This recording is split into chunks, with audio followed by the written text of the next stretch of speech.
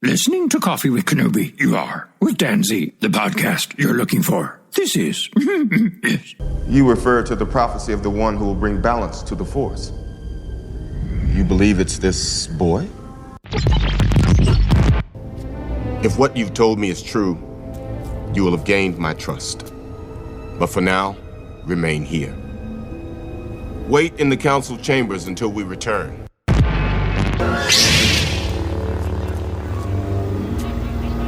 Master Windu, how pleasant of you to join us. This party's over. This is James Arnold Taylor, and you're listening to Coffee with Kenobi. I have a good feeling about this. Joining us today for a cup of coffee to talk about the brand new book, Star Wars Mace Windu, The Glass Abyss, is the author. He is the one and only Stephen Barnes. Stephen, welcome to Coffee with Kenobi. Thank you very much, Dan. It's great to meet you. It's great to meet you as well, my friend. I'm looking forward to this. Mace Windu, of course, massive Star Wars fan favorite. I don't have to tell you that, but we're going to talk all about the book. We'll keep it spoiler-free naturally for people. But before we get into the nuts and bolts of kind of Mace Windu, what makes him tick, what does Star Wars mean to you?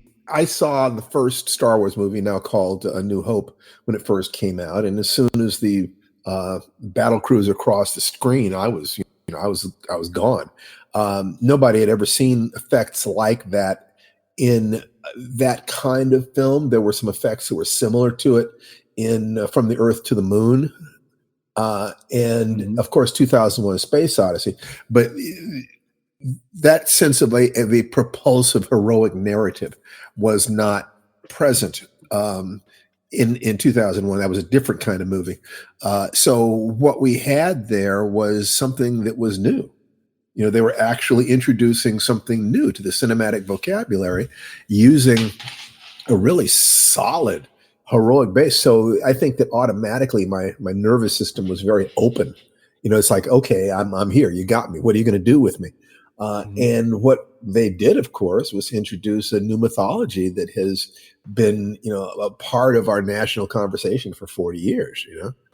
So it's I love Star Wars as a heroic story and as a cultural phenomenon, and something that I've had fun in, a place I've had fun playing for a long time. Absolutely, very, very well said. It's very impactful culturally, mythologically, of course. As in my day job, I teach mythology to high school seniors and writing. So it's just it continually feeds into my day job, and of course, it's inspired so many people, as you said. So, what was it like for you to learn to be writing this Mace Windu? I had just finished working in a writer's room for the Crystal Lake Friday the 13th television series that Brian Fuller was doing. And I mean, literally, it had just ended, and I got a call from my agent asking me if I'd be interested in doing this. So I had some questions, and let's say that the conversation I had with Lucasfilm and with Elizabeth Shaver answered my questions. There were some very specific things that I was wondering: what is it you want me to do here? After I found out that the business aspects were good and the money is great, it was, am I going to be allowed to do things that would enable me to feel proud of the book? And they said yes. They answered positively. I don't want to go into that too much, but once I knew that I'd be allowed to write something that I could be proud of, then I felt very happy about it. I mean, it was great to transition directly from one project to the next, and it was nice to be invited back. And I thought it was exceptionally nice to be able to do something to expand our understanding of Mace Windu. That was important to me. Well, so Mace Windu, of course, naturally, if you put Samuel Jackson to imbibe this character, it brings it to life, because he's talking about cultural phenomenons. He's a tour de force, but you have quite an impact on the zeitgeist as well. And you're a prolific writer. you've explored so many fascinating mythologies that take a closer look at what makes us tick as individuals. Why do you think we continue to respond to fiction? What do you think it can tell us about ourselves? I look at the hero's journey, Mm-hmm. and which is Joseph Campbell's extraction of the core structure from myth patterns around the world. The conclusion I come to is that the hero's journey, and to a certain degree other fictional models, resonate with us because they reflect life. As far as I'm concerned, myths and storytelling are the elders of the village telling the younger people of the village, this is what your life is going to be like. That I actually use the first Star Wars movie, A New Hope, as a model, a perfect model of the hero's journey as I teach it. And then once people understand how I organize that, then they see that they can apply that same structure to learning anything or doing anything or writing anything. There is, the simplest form of storytelling is somebody wants something stands in their way, and they take some actions trying to deal with it. If that isn't the story of human beings, I don't know what is. So to the degree that storytelling allows us to step into somebody else's shoes, deal with somebody else's issues, and we recognize the world and that person is a recognizable human being psychologically and sociologically and so forth, we get to live another life. And that gives us perspective on what's going on in our lives. So we like fiction to learn about ourselves. But I think the biggest reason we like fiction is to adjust our stress level up or down to sort of keep it in the perfect range. So, if you're bored, you might see an action movie or a horror movie. If you're feeling a lot of tension, you might watch a comedy or, once again, a horror movie, because screams and laughter both release tension. I think that storytelling is an essential part of what human beings are. Amen. You tap into those Jungian archetypes that Joseph Campbell was so intrigued by when he was looking at the hero's journey. So I'm thrilled that you brought this up. I think I could pick your brain just about writing in general. Your Please resume. Be my guest. Oh my gosh, what an honor for me! Truly, you've got such a wonderful resume. And I was curious, what are some of the biggest differences in the writing process for you between writing a novel and writing a script? Okay. Actually, I write my novels as scripts first. There's a very specific reason for that. Microsoft Word and most word processing softwares are a vertical market. They're for everybody, right? And because of that, they have bells and whistles that are in there for people, who are writing forms, who are creating a document for their work, or, writing poetry or writing a story. But screenwriting software like Final Draft or Writer Duet, which is an online version, which is the one I like to use, is specific for writers, and it has some things built into it that help writers think about writing in a different way. So there is that. But the biggest difference between writing a novel and writing for the screen is that the rule for the screen is, if you can't turn the sound off and follow the story, you haven't thought it through enough. What you have to do is you have to create a series of visual images that basically communicate everything basic that you need to know about that story. And if you can do that, then you have a chance of writing for the screen. Sometimes people do an outline. Sometimes people have sort of a very specific direction that just kind of jumps out. You're talking about pantsers and plotters, aren't you? I am. I am. Yes, you are. And I think that everybody does some of both. Pantsers, people who are successful, who manage to actually write stuff that sells, are simply people who have their structure at the level of unconscious competence. They don't have to think about it. I personally would not write a book or any long piece that I did not plot out, because I can't afford to spend a year working on something where I don't know it's going to work. Right. So I always suggest that people plot until they have sold at least, 100,000 words of short stories. By the time you've done that, you should have the basic structures at unconscious competence. And then if you want to try, just kind of having fun with it, go right ahead. However, I also tell people, just try it, do what you want to do. You start with short stories. You don't start with novels. Starting with a novel is like starting your running career by running a marathon. You don't run a marathon until you've run around the block a few times. So working on a short story enables you to, within a day or a week or a couple of weeks, you get to work your way through the entire pattern of story. And there are a lot of advantages to that, tremendous number of advantages. And so that's why we advise that people start with short stories in our Life Writing Premium program that my wife and I actually do. Oh, wow. Interesting. I may have to explore that. www.lifewritingpremium.com. Absolutely. Hey, absolutely. And I will put a link to that in the show notes. But you also have you can just tell just by talking to you, you're just a very grounded individual. And I noticed in your background that you are a prolific martial artist. So how is your work in the martial arts impacting you as a writer, do you think? Well, there's a couple of different ways you could look at that. One is just, discipline and psychology and learning how to deal with fear and so forth and so on, just in terms of your discipline in doing the writing. Then there's also, there are two things to write about, what are human beings and what is the world that they live in. So any profound discipline has an attitude about that, has an attitude about what human beings are. But there's also the idea that I love writing fight scenes. It's great fun. And that was one of the things that I really enjoyed about the book, is that as I have matured, we won't say grown older, of course, as I have matured like a fine wine, I don't do as much gonzo fight scene stuff. I just don't. And so working within the structure of Star Wars, I was able to revisit that younger writer and do some stuff that was like really fun that I don't get to do as much of anymore. So the martial arts have been a very important part of my life for,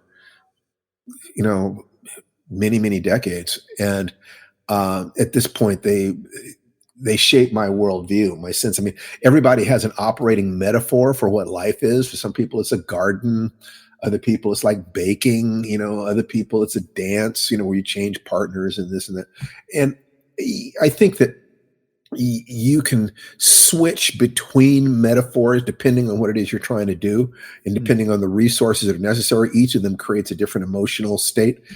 One of the metaphors that I'm very comfortable with is life is combat, So whether it's preparing my mind and body to be able to perform at a high level, whether it's gathering a team, whether it's dealing with fear, whether it's attacking a problem, you look for ways to look at these things so that you can organize your mind and body and energy to have the most successful experience of life possible.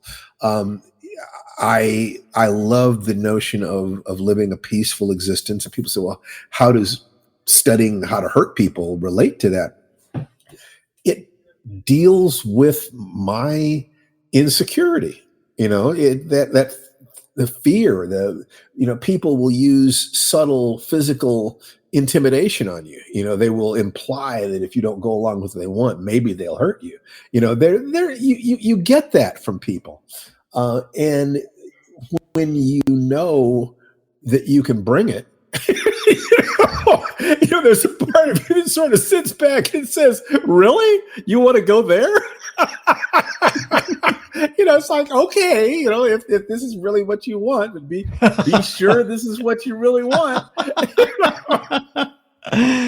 Oh, that was, oh boy. I mean, let's just hang up now. That was just, I don't know how it could get any better than that. I really like that there's such an intriguing part of that.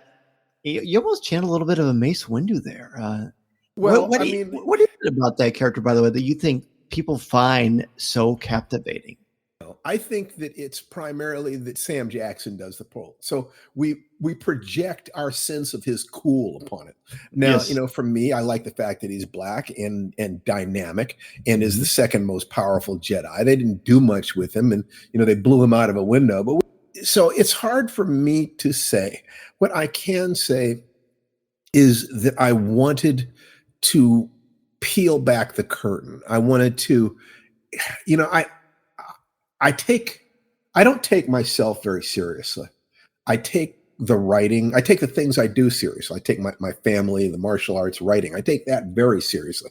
So when I was asked to do this, I thought about overlapping Venn diagrams. It's like, well, what is a good Star Wars novel? What is it that people want from a Star Wars novel? And so, I rewatched all the, the first 6 movies to really get back into that sense of what is the flow of this. But then there was the question of what is a science fiction novel? Because by training, I'm a science fiction novelist. Star Wars isn't really science fiction as far as I'm concerned. It's science fantasy. Agreed. Yep. Yeah, it's mythology using science fiction image systems, but it's not about the what if, and the mechanics and the engineering. It's not about that. It's about the way the images and actions create a mythic experience for the audience, sequencing these scenes to create an emotional cascade. So that by the time you walk out of the theater, you feel a particular way. And that's what all fiction is. But Star Wars has done this. It's like the Rocky movies. The first one created a pattern, and people love that pattern. And if you give them that pattern again, and you invest yourself sufficiently in the world and so forth, then people walk out of the theater feeling good. Star Wars created a pattern. And if you do things that are connected to that pattern, you can do it over and over and over again, which they have. Sometimes they play with it, Rogue One and so forth. But it is that basic experience of heroes who are overwhelmed and they have to grow and learn and change and so forth and so on. I wanted to do something that was respectful for the Star Wars fans, that worked as a piece of science fiction, even if I'm winking at the audience at times. So there are things I did in that book that I would not do in a strict science fiction novel. And things that I would do in a strict science fiction novel that I could not do in that book, because I understand that's not the game we're playing here. But then on top of that, I also had to create what I would consider to be a good Steve Barnes novel. It's like, who am I in the midst of all this? How is it that I see the world? What is it that I'm trying to accomplish in my work? And what is it I'm trying to understand about life? People who pick up that book looking for a Steve Barnes novel, I wanted them to be happy about that. If they picked it up for a Star Wars novel, I wanted them to be happy about that. If they picked it up for a science fiction novel, I wanted them to be happy about that. So it was a game I was playing in that sense. Is let me take my skills and my perspective and my time and my energy within the time frame that I've got within the world here, and knowing I have to please all these different people to filter that. And then there's Lucasfilm, and they have their say about things. Can I play this game and have fun with it? Because if I can have fun with it, I reckon so will the readers. Absolutely. The Venn diagram metaphor is a really nice one here to talk about how you're sort of putting this together. And as you said, Mace Windu was always a cool character. A lot of that is from the Samuel Jackson School of Awesome. But do you remember your earliest impressions of Mace Windu when you first met him in Phantom Menace? Yeah, I thought, there's Sam Jackson. And we never really got that much into him in the movies. There was Sam Jackson being with a lightsaber, but even if I'm writing it and I pay some attention to the speech patterns and understanding that people are going to be projecting his face and movement and personality characteristics onto what I'm writing there, I played some games. There are a few different times when I had some fun with that and tickled the edge of that. But mostly what I was doing was I was asking myself, well, who is Mace Windu? Now, there had been one book written earlier concerning Mace Windu, and I will say that I was familiar enough with that book to be able to understand that that was part of his history. So it's like, okay, how do I use this in order to create what I want to create? I consider it to be. I took real pleasure in the opportunity to do it, and real pride, because I feel that I did a decent job. It's not for me to say. I never know. I mean, that insecurity is always there because I care. I've never written anything where I didn't put my heart into it. Not if somebody was giving me money, and not if I'm playing with a mythology that is really important to a lot of people. I take that very, very, very seriously. So I haven't seen a single review for it yet. And I'm nervous, but the nervousness is good. I like being nervous. Yeah, it kind of keeps you on your toes. Well, we're not allowed to give reviews yet, but I can say, as being around since almost when Star Wars started, massive thumbs up. It's incredible, and you give some layer to Mace that I think is needed to give him more than just that cursory. They do a couple things. Look, man, they let me do a couple things that I wasn't sure they would let me do. I won't go into it too much, but there was one moment. There were two moments particularly that I said to myself, "They're not going to let me do this." And there was one moment where I had to fight a little bit about it. Ultimately, I understand that I'm not going to win that fight. Either I'm going to convince them of my point of view, or I'm going to do it their way, and I'm going to smile while I'm doing it. But that was one thing. There was another moment where Mace, we'll call it a dark night of the soul moment for me. Yeah, I know what you mean. And I did something that I was surprised and very pleased that they let me do. They let me humanize him in some ways that, like I said, took me by surprise. And it made me feel like I was able to do something worth doing. That's the whole thing, man. It's like, when you understand that life is finite, you want the things you do. I'm not capable of working just for money. I can't work just for other people. I have to do something because it feels like this is the appropriate thing for my life at this moment. That I was born to walk this path in this way, and that this book, this story is it is a step along my path, not just writing a book. So I remember the first book signing I ever went to, a guy showed up there and he was in his 50s, I guess. And he gave me his business card and it said freelance hack and literary mechanic. And he was dead of alcoholism within 18 months. Oh, no. I've never forgotten that. You can't sell yourself out.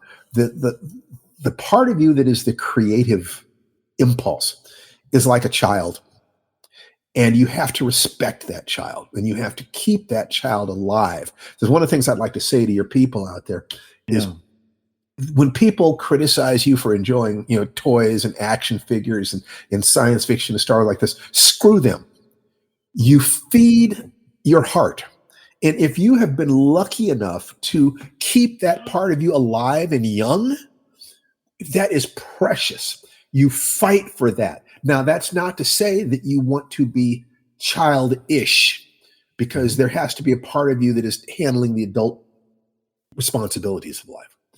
But childlike is the ability to continue to be excited by watching that Star Cruiser across the screen, to be able to remember what it was like to not be cynical, to have a sense of hope, to have a sense that heroes matter, our heart matters. I say that the moment that the original Star Wars, A New Hope, became something bigger was the attack on the Death Star, where Grand Moff Tarkin is saying, fire up the laser, and John Williams' music is going boom, boom, boom, boom, boom, and Carrie Fisher with the cinnamon buns on the side of her head is looking very pensive, and it's, oh my God, and it's happening so fast, and it's all overwhelming, and everybody else has been killed, and Darth Vader is zoning in on him, and in the midst of all of this overwhelming data hitting you so fast you didn't know what's going on. You hear Obi-Wan's voice saying, trust your feelings, Luke. You see, all of that busyness, that's future shock. The life is just coming at you faster and faster and faster. And, there's AI and there's this and there's that. And do we matter as human beings? Star Wars says yes. It says that your heart, your love, your heroism, your courage, your ability to bond to others, your ability to trust that there's something more than what you can see matters in the universe. See, and when you do that, I think you are not just helping people connect with who and what they really are, but you're saying that life has meaning. You're saying that, yes, you're confused and you're tired and there's this and this, but who you are in the world matters. And by God, isn't that really what we want to know? That who we are matters? So I had to set up a situation in Star Wars, in the book, where a single human being could make a difference on a cosmic scale. So there are implications that this planet Metagos is tied in with some larger things in the galactic rim and so forth. But really, you can forget all that. It's just about this one planet that has trouble. Oh, wait a minute. It's not just about that one planet. It's about one subset of the people on this planet. No, wait a minute. It's not that either. It's about one woman and about one man and about how they come to terms with each other in order to accomplish something that's more important than either of their lives. If I can do that, if I can create that within the structure of George Lucas's brilliant creation in this sense, then I have done something that is worthwhile. And that's what I want, man. I want my days to mean something. I want to feel that when I write a page, I was as honest as I could be, as passionate as I can be. I mean, you see me. My heart is on my sleeve, man. And that's one of the gifts the martial arts gave me. What I know is that I'm prepared to die with honor, that I know I'm going to die. And so the idea of living any day of my life without that expression of joy is a waste. I'm not going to waste my time. I'm not going to waste my life, nor do I want to waste the precious time of someone who picks up a copy of my book and reads it. I don't care about the money they spend, but I care a lot about the time they spend. Mm-hmm. I care about their trust. So I care about them. And I'm hoping that the people read that book know that I did the best I could in the time that I had. I really did try. I really did care. If I had a transcript in front of me of everything you said over the past few minutes, I would probably be highlighting everything. And I also want to know, are you interested in adopting me? Because I am very inspired just by having this conversation. I will tell you something. Every Friday, we have a free Zoom call at noon my time. And you can get on and we just talk about life, and we use various tools to help guide people creatively. Yes. You can find out about that at www.stephenbarneslist.com. This is, I just wrote a book that is kind of a nonfiction how do you create magic in your life? And it's called The Magic Formula. And you can check that out at realheroesjourney.com. I have been blessed with my teachers. I have been absolutely blessed with the men and women who saw me and took pity on me or admired me or thought there was a spark in me that they wanted to nurture. And they gave me things. They gave me secrets. They gave me ways of looking at myself and looking at the world that have been very empowering to me. And I try to put those things into the stories that I tell. I look for stories that will enable me to tell a Steve Barnes story. Just let me realize there's a lot of pain in the world. There are a lot of people who feel frustrated, who feel afraid, and that if I can help them and help them help their families and the people they care about, then I've done what I call earning my air. I've earned my air for the day. Amen. It's like there's a guy named Brendan Burchard who's a self-improvement guy who I really admire. And every night before he goes to bed, he asks himself, did I live? Did I love? Did I matter? Every night, did I live? Did I love? Did I matter? I looked at the Jedi and I asked myself, what do I think a Jedi would actually be? What would a Jedi actually be? Because I think that a large number of Star Wars fans, deep in their hearts, they wish they were Jedi. They wish that their human energies made a difference in the world. And I just like to tell them, yes, it does. Your energies make a difference. If you're taking care of your family when they have COVID, it makes a difference. You're teaching school, it makes a difference, buddy. An act of random kindness makes a difference. Picking a snail off the sidewalk on a hot day and putting it on cool grass makes a difference. We can do something every day that makes a difference, but we have to start with feeling safe.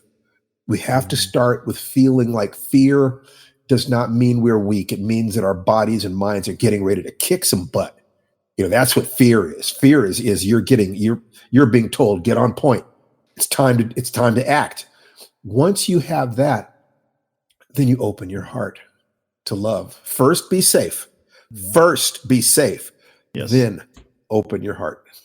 Amen. Wow. Well, gosh, truly, this has just been such a blessing. And one of the things I tell my students, because at the end of every semester, I'll get one student who'll think they're pretty clever, and they'll say, I don't even really think I need mythology.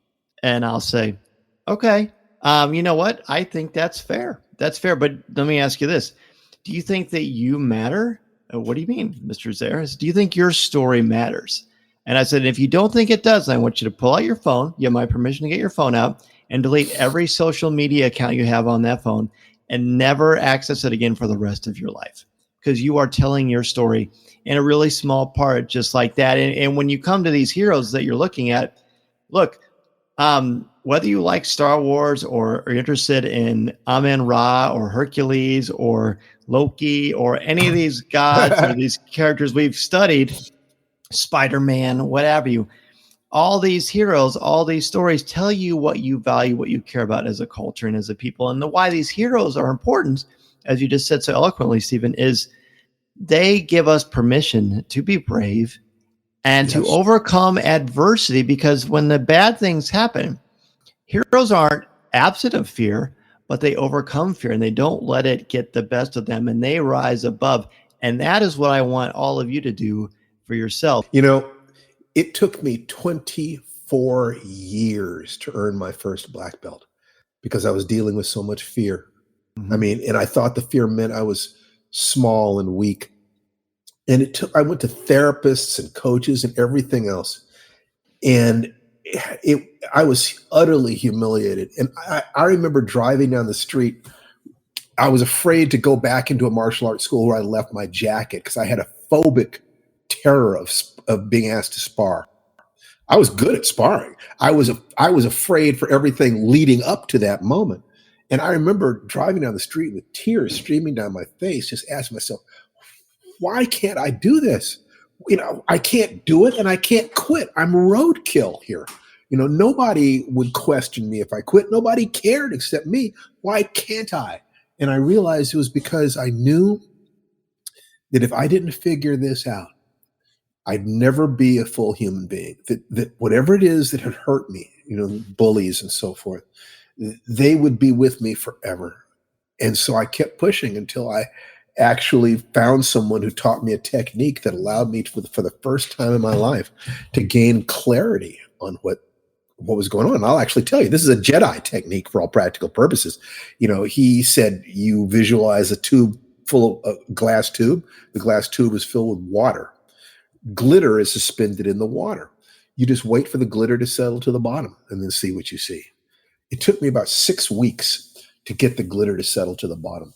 Wow. But when I did, it hit me like a bolt of lightning. The problem wasn't that I was afraid.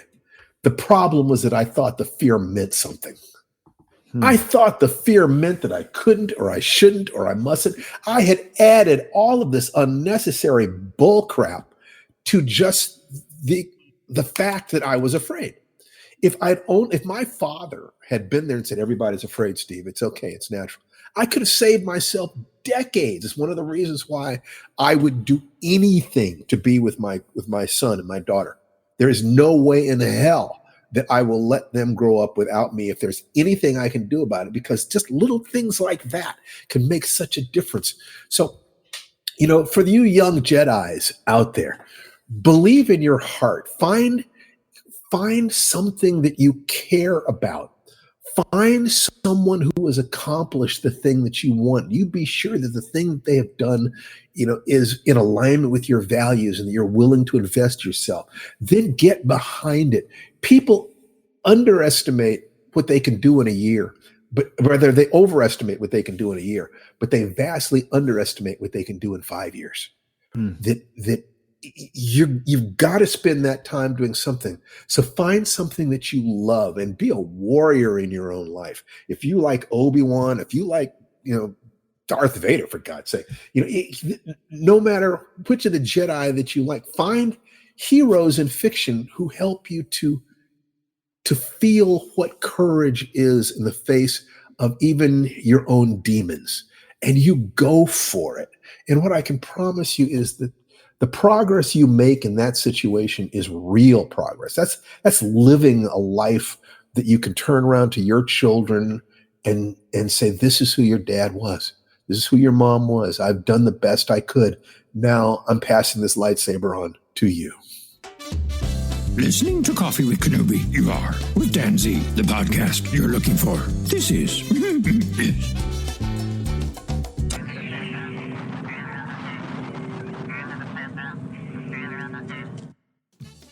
Well, I can't possibly end this conversation better than that. And friends listening, look, the passion, the wisdom, the love, the knowledge, the Jedi sense of self is perceived in this book, Mace Windu, The Glass Abyss. Stephen, the book comes out October 15th, is available everywhere books are sold. Certainly pre-order yours. I can't tell you what an honor, a pleasure, and a privilege it was to speak with you on Coffee with Kenobi. Just absolutely delightful. What can we look forward to from you that you're allowed to share in addition to next? This? I just got finished with a novel called Ice Vegas with my mentor, Larry Niven. And then I'm doing a rewrite of another book that I did, my fourth novel, many books ago. It's a martial arts novel. I spent a week in Manila practicing Filipino stick and knife fighting and stuff like this. And they had a transformative experience. I'm a different guy now. I mean, you look for those kinds of experiences. I will fly to the other side of the world to get one of those.